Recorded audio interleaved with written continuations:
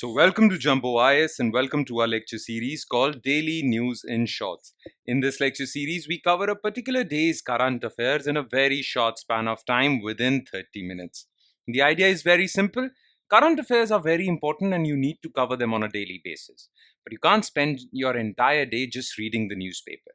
Therefore, we will do the job for you and we will provide you with current affairs that you can cover within 30 minutes. Okay, so that you're left with your entire day covering other parts of your UPSC syllabus. Now, just watching this lecture would be job half done because just after watching it, you need to revise it as well. Because revision helps in consolidating these current affairs in your memory. Otherwise, you'll quickly forget them. Now, you can revise these current affairs from the notes provided by us, and these notes shall be shared on our Telegram channel. The link to our Telegram channel is provided in the comment section below this video. You just have to click on that link. It will take you to our Telegram channel and from there you can download the notes for this lecture and do the necessary revision. Okay, so enough of the introduction. Let's straight away jump into the lecture. But first, let's take a look at the list of topics that we are going to cover today. So in total, we'll be focusing on these 4 topics. Okay, number 1, Pratibimb Module by I4C. I4C is an organization under Ministry of Home Affairs which takes care of cyber terrorism.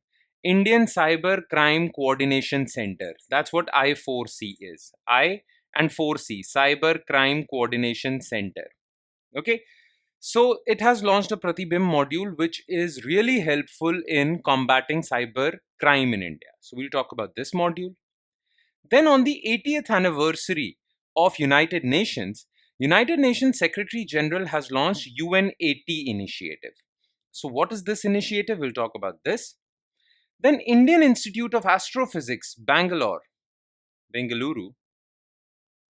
has basically detected coronal mass ejections which were a little different this time. Now, coronal mass ejections are released from the corona layer of sun.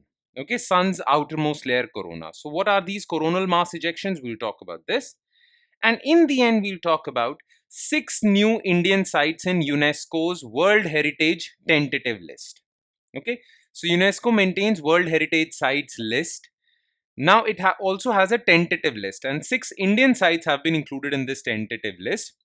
And this basically takes them one step closer to be declared as World Heritage Site. So we'll talk about this news item. All right. So let's discuss them one by one, starting with Pratibimb Module, topic number 1. Okay.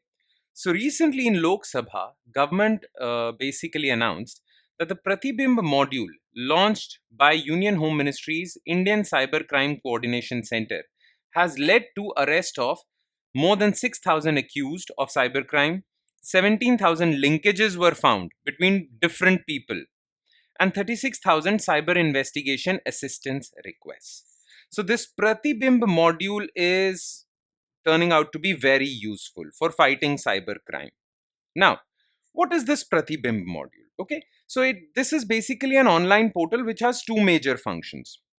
First, law enforcement agencies in India that deal with cybercrime, or all law enforcement agencies in India, basically can log on to this Pratibimb module and they can find geographical location of crime and criminals on a map. So this would give them a geographical idea with respect to the location of different crime centers, cyber crime centers and cyber crime criminals. Okay, this really helps them with investigation. Plus, through this Pratibimb module, basically any technological assistance that these law enforcement agencies need from I4C will be provided to them. For example, cyber forensics is something that these law enforcement agencies need help with. Okay, then they also need data analytics, data sharing, because most of these law enforcement agencies are police organizations and these police organizations are confined to a particular state. But cyber criminals work all over India. In fact, they work all over the world. So for cooperation between different law enforcement agencies, for different state police units, okay, data sharing is important and data analytics is also important. So this Pratibimb module is supporting that. It is basically providing assistance to law enforcement agencies for fighting cyber crime. Now, what are the benefits of this Pratibimb module? Okay, four major benefits. This would really enhance India's grip on cyber policing. Okay, so this is one major outcome of this. Okay, cyber policing would increase. This would reduce cyber crimes in India. Now, cyber investigations take a lot of time, but with the help of Pratibimb module, time is also going to get reduced. Then better coordination among different law enforcement agencies, state police units. And definitely if all these three things are being taken care of, it would really enhance national security. Why national security? Because most of the organizations in India, whether government or private, they're all online now, right? And they are really scared of cyber crime, data breach, data privacy, all these things. Now, if their data online is secure, well, that would really enhance national security also in India. So these are the benefits of Pratibimb module. Now, the thing is, to support Pratibimb module, I4C also launched two other portals or two other things. Okay, so what those two other things are? First of all, it is Samanvaya portal or Samanvaya platform. Now, on this Samanvaya platform, law enforcement agencies can log in and share data. For example, a cyber criminal is in the state of Assam, but he's doing cyber frauds in Maharashtra. So the police organizations of both these areas, both these countries, need to coordinate, right? So for that, you need Samanvaya platform or data sharing platform. Now, along with this data sharing, you will also have data analytics also. This is very important. Which district has more crime, what type of crime, which areas have hacking modules, all these data analytics, data picturization is important. So Samanvaya platform will help with that. And sometimes these law enforcement agencies are not technically equipped. They don't have best IT personnel. So these law enforcement agencies can request I4C to basically assist them with cyber forensics, right? For that, I4C has formed National Cyber Forensic Laboratory, which would help law enforcement agencies with investigations of cybercrime. Clear? So these are the two initiatives that would support Pratibimb module. All right, that would be all. Now let's move on to topic number 2, which is UN80 Initiative. Now the thing is, United Nations was formed on October 24th, 1945. And on October 24th, 2025, it's going to be 80 years. So basically, United Nations would be celebrating its 80-year anniversary. Okay. Now, this year marks the 80th year of United Nations, and basically, United Nations Secretary General Antonio Guterres has announced that he is going to launch a new initiative to basically reform United Nations. And he calls this initiative as UN80 Initiative or UN at 80 Initiative. The thing is that the budgets of United Nations, the budgets for different things, different tasks, budgets are shrinking, yet responsibilities of United Nations are rising. Therefore, United Nations need to conduct special reforms so as to become more resource efficient, cost effective, reduce cost, and it also needs to take a call on which initiatives it needs to take, which tasks it needs to perform, and which tasks it should avoid. Okay, because it has limited budget now. All right. So to talk on all these things, basically, UN has launched UN80 Initiative. Now, UN80 Initiative has three purposes. Okay. First of all, this would give proposals on resource efficiency. Okay. How to improve basically operational efficiency, reduce wastage. Okay. Non-required employees should be let go. All these things would happen so that cost effectiveness is enforced. Then they would also review their mandate. Look, different countries have given different tasks to UN. UN has different tasks. Now, UN will take a deep review as to which tasks are required, which tasks are not required, or can be delegated to respective countries. So it would basically bring down its task list also, because that would also reduce cost. And then it will conduct some structural reforms, strategic alignment, and deeper changes in various UN programs, UN funds, so that they align with UN mandate, required tasks, basically. Okay, so basically, it is a structural reform for UN. That's all. Now, one more thing. You can be asked questions with respect to United Nations Secretary General. Okay, so who is United Nations Secretary General? Look, United Nations Secretary General is the head of daily operations of all UN bodies. So he's basically the administrative head of the entire United Nations. Now, United Nations Secretary General is appointed by United Nations General Assembly on the recommendations of United Nations Security Council. Okay, so both these agencies, top agencies of United Nations, are basically playing a role in appointment process. Okay, the current Secretary General is Antonio Guterres, who was appointed in 2017, and many major tasks of United Nations Secretary General, basically his tasks are confined to administrative efficiency. Okay, so he's the administrative head.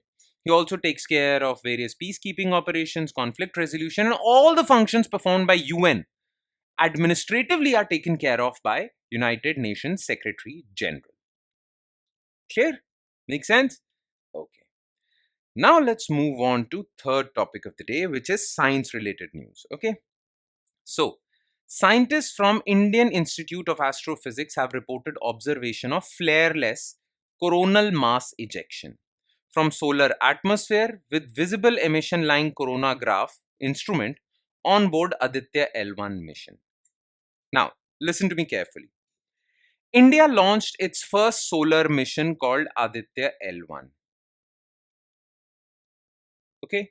And the purpose of this Aditya L1 mission was solar observation. Now, to observe the sun carefully, it has various instruments on itself. Okay? Various instruments would observe the sun. We have talked about mission Aditya L1 in detail in the previous current affairs, so you can go check that out. But here I'm not going to repeat all of that. Okay? Now, one such instrument is visible emission line coronagraph, which would basically observe the outermost layer of sun called corona. Okay, outermost layer of sun. So VELC would observe outermost layer of sun, corona. Now, this instrument was developed by Indian Institute of Astrophysics, Bengaluru. Okay, and whatever data is being generated by this instrument, whatever observations this instrument is making, would be analyzed by Indian Institute of Astrophysics. Now, VELC basically observed coronal mass ejections which were not accompanied by solar flares. And this announcement was made by Indian Institute of Astrophysics because IIA is only observing data generated by VELC. Now, to understand what they have observed, you need to know what coronal mass ejections are and what solar flares are, right? So first, let's talk about coronal mass ejection. So coronal mass ejection, what is it? Look, sometimes the outermost layer of sun, corona, ejects or spits out highly charged plasma particles,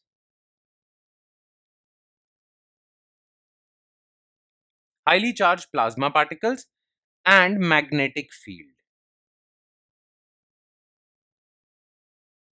Okay, these two things are released.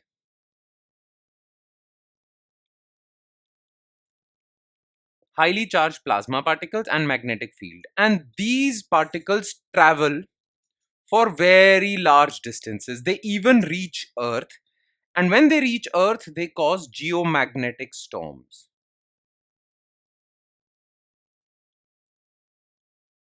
So the outermost layer of sun spits out plasma particles and magnetic field, and when these particles reach Earth, they cause geomagnetic storms.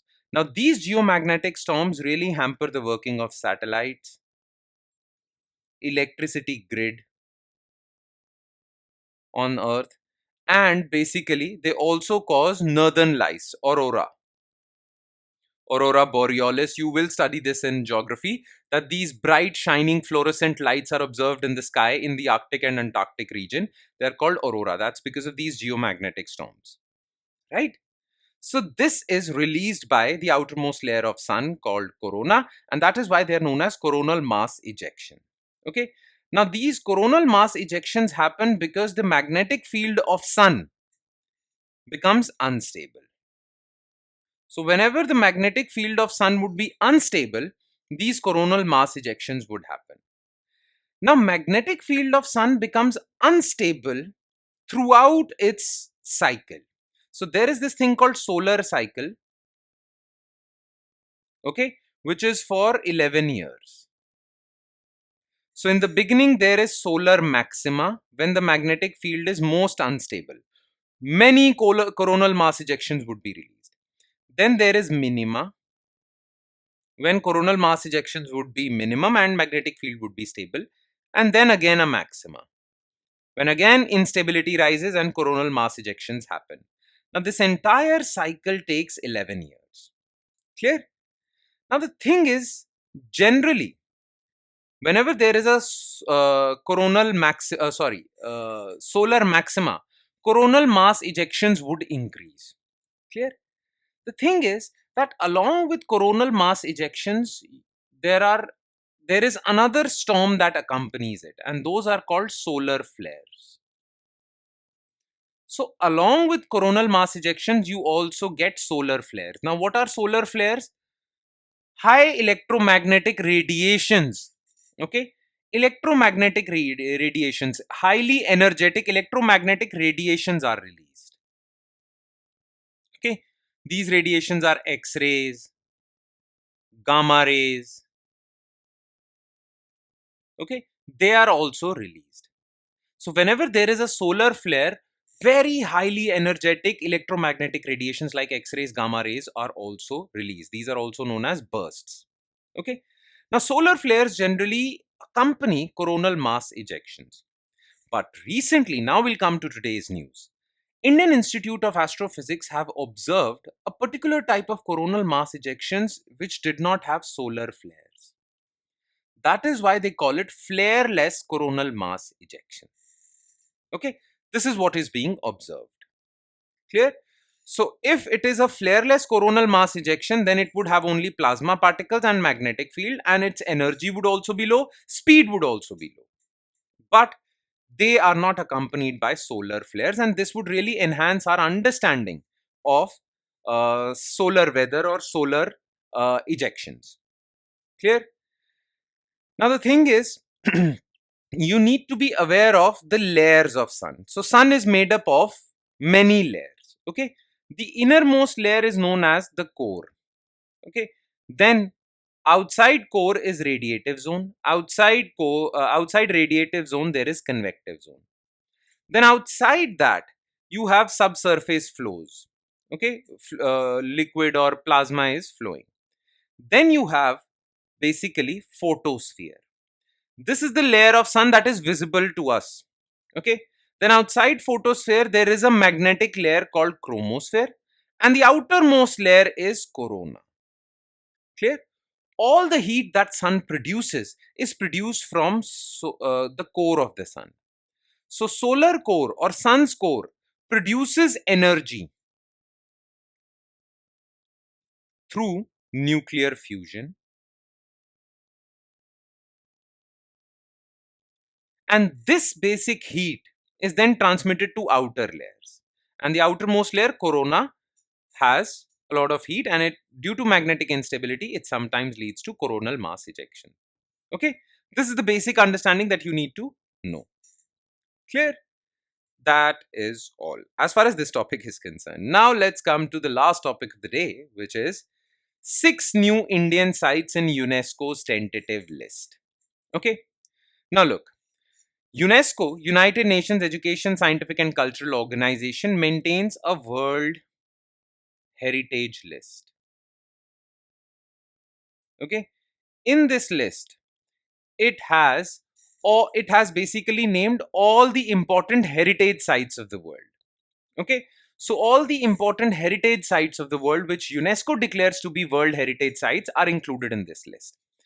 Now there are three categories of sites, okay, in this World Heritage list. Number one is cultural sites that have cultural significance. For example, Taj Mahal, for example, Red Fort, okay, any fort, any building, any other thing, any other cultural, ancient, medieval, history related cultural significance. Okay, so there are some cultural sites.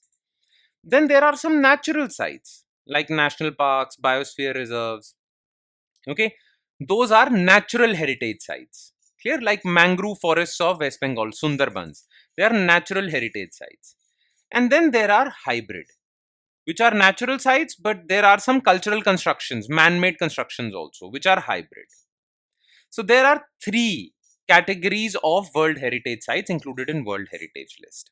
Okay. Now, from India, up till now, there are 42 sites. Okay. 35 are cultural, 7 are natural, and 43. 7 are natural and 1 is hybrid.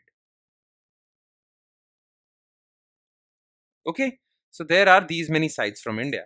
Now, India wants to increase its list of World Heritage Sites. That is why India continuously proposes new World Heritage Sites. Okay, now whenever countries propose new heritage sites from their country, WHO maintains those lists in a special list called tentative list. Okay, tentative lists. Sites included in tentative lists are those sites which can be declared World Heritage Sites. Okay, now up till now, India has submitted 62 sites in this tentative list. Okay, with the addition of these 6 new Indian sites, India now has 62 sites in this tentative list, and any of them can be declared as World Heritage Sites. Clear? Now, which are those 6 sites? Kanger Valley National Park, which is a natural site, it is located in Chhattisgarh. Then there is Mudmal megalithic menhirs, they are in Telangana. Then Ashokan edict sites, many Ashokan edicts, okay, Ashokan inscriptions, they are found in many states. So they, then Chauset Yogini temples, okay, Hindu temples dedicated to Devi worship, they are also found in many states.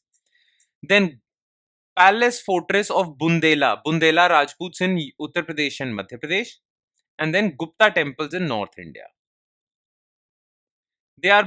These sites have been submitted by India to UNESCO's tentative list. All right, that is it. As far as World Heritage Sites are concerned, I've told you that India has this much amount, this much cultural, this much natural, these many hybrid. Okay, and that is all that you need to know. With that, we conclude today's session. Thank you so much for watching, everyone, and I'm sure it has added value to your preparation. But it would add more value if you revise this lecture as well. Revision is very important if you really want to remember these current affairs till your exam. So please do not forget to revise these current affairs.